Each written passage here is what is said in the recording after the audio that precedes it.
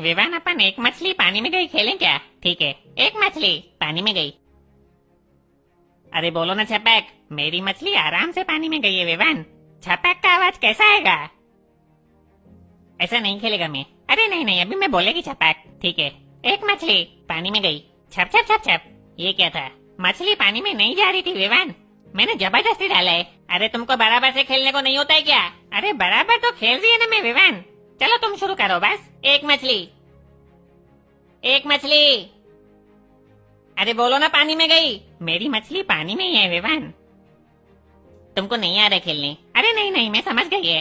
एक काम करते हैं, अपन दो मछली से शुरू करते हैं। ठीक है, दो मछली पानी में गई। छपाक, हार गई तुम। कैसा?